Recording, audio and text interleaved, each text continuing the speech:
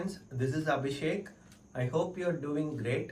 This is my first time on screen and I'm so excited to see you all.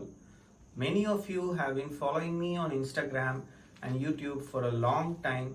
I hope my charts and analysis have helped you a lot and made some difference in your trading careers. Today, I'm here to share with you my P&L report for the month of January 2022. I'm so glad to say that 2022 has been very kind to me right from the beginning, and I have made a profit of 3 lakhs in just 1 month, which is around 75% returns on my capital of 4 lakhs. It's huge in terms of ROI, and I'm so happy to share it with you guys today. So I've logged into my Zerodha account. So this is my account. I'll go to P&L console. So futures and options for the month of January. So I'll select Jan 1st till Jan 31st. I'll run it. So as you can see here, my realized P&L for the month of January is 3.12 lakhs, and after accounting for the charges, it's close to 3 lakh. So let's look at my trade book for the month of January. As you can see here, there are just two trading sessions where I lost money in the month of January. On all other trading sessions, I was net profitable. I'll show you my trade book for the month of January. So these are the trades which I had taken in this month. If you notice something, most of the trades were taken in Bank Nifty or Nifty. All of those were intraday trades. So if you had been following me for the last 1 year or two, you would have known that I am basically a person who prefers swing trading rather than intraday trading. But surprisingly, during this month of January, most of my profitable trades were during intraday. One reason for that is during the month of January, the market wasn't conducive for swing trading. If you had been following the markets, you would know that it wasn't really conducive for swing trading. For the first part of January, the markets were bullish and we were close to 18,350 levels. And the second half of January was completely bearish. So Nifty fell from almost 18,350 to 16,800 levels. So that is one reason why I focused on intraday trading more rather than swing trading. So these are the trades I took. We'll discuss about the two most important trades. Both are swing trades. One is my profitable trade and the other one is my loss making trade. I'll discuss the analysis behind both of those stocks.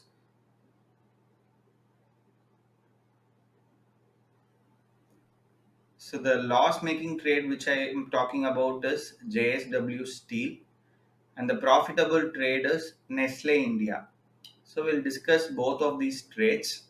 We'll discuss about Nestle India first. As you can see here, on 29th of December, I entered into Nestle India at the price of 19,495 and I closed this trade on the 5th of January. So basically, I held it for close to 5 to 6 trading sessions. Let's move on to the chart of Nestle India. I've taken Nestle India's daily time frame chart. So there was a good triangle pattern forming in Nestle India. I was waiting for a clear breakout to happen. So I'll move to 1 hour time frame. I also had this trend line. If you can see here, it was beautifully consolidating with a bullish bias. It was making continuous higher highs and higher lows. And right when it broke out above this trend line, I entered here on 29th of January. 29th during the closing, I entered here in Nestle India. My stop loss was here below the previous swing low, and my actual targets were the previous all-time high.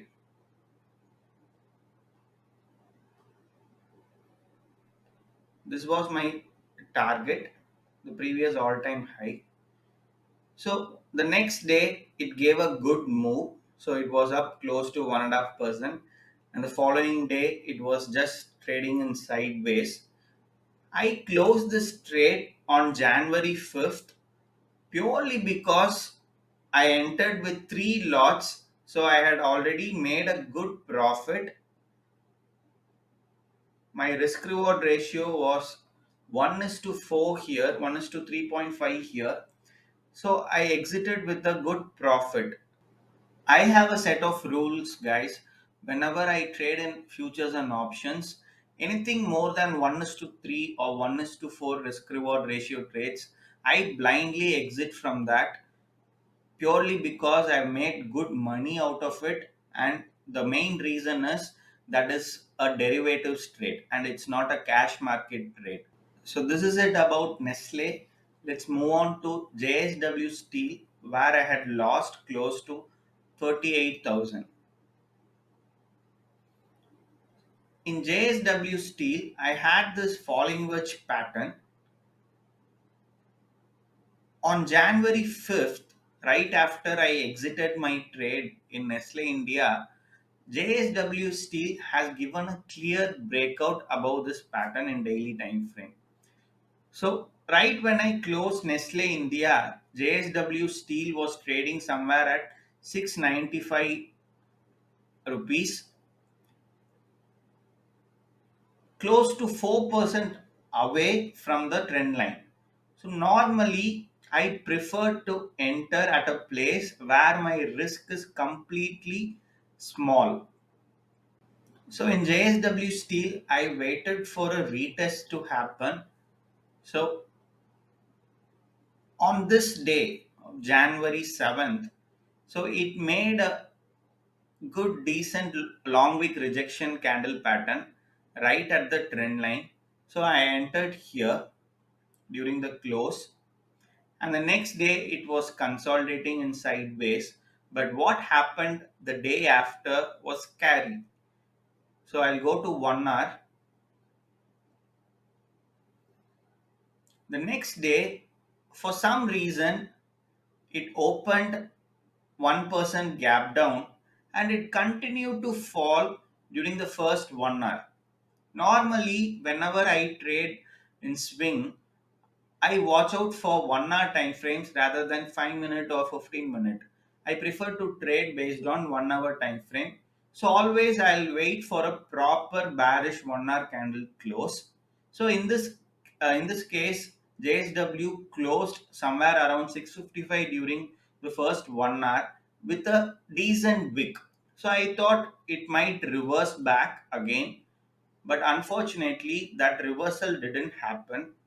I had this trend line as well, so it already got broken, and I kept my stop loss here below this candle low, which eventually got hit during 2:15 1 hour candle.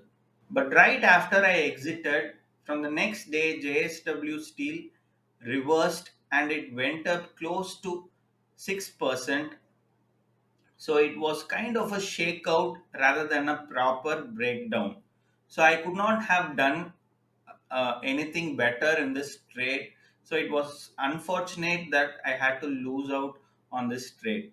So on any other day, if I had held on to JSW Steel, it might have continued to go down as well, which would have increased my losses.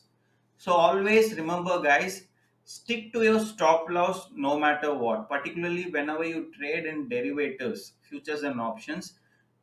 You deal with so much quantities. So make sure you stick on to your stop loss. So this is about JSW Steel, and all the other trades were usually in Bank Nifty. The main reason behind that is If you see what happened in Nifty on 31st of December, as I had mentioned in my previous videos as well, it gave a breakout above this channel pattern, falling channel pattern, and the downtrend reversed from 31st of December. From that point, Nifty has rallied close to 5 percentage from 17,300 to 18,350 levels, and it was a beautiful one-sided rally. There weren't any consolidations, there weren't any corrections. It was close to a vertical rally. After that, what happened? You would have known it fell all the way from 18,350 to 16,800. It was a huge fall of close to 8%. So what I did was, during this huge rally from 17,350 to 18,350, I focused on swing trading. But when market reversed its direction, I stopped taking any fresh swing trades and I was just focusing on intraday bank nifty trades in options. Always remember something, guys. Different kinds of markets need to be traded in a different manner. You cannot just stay as a swing trader in every kind of market. So Nifty was in a beautiful downtrend from 18,600 to 16,500 during the month of October to December. So you would not have made huge money in your swing trading in those 2 3 months. So you need to shift from cash. Maybe you could have shorted this market whenever you got the intraday opportunities. You could have shorted, or you could have also taken some swing positions in on the bearish side. So this is not a market where you buy into it. Maybe if market manages to break out above this swing high of 18,350, I would again turn into a swing trader rather than doing intraday trading. I hope you found this video really useful. If you like this video, please do share it with your friends. Do like, comment, and subscribe. I'll come up with a new video very soon. Until then, stay tuned. This is Abhishek signing off. Bye. Take care.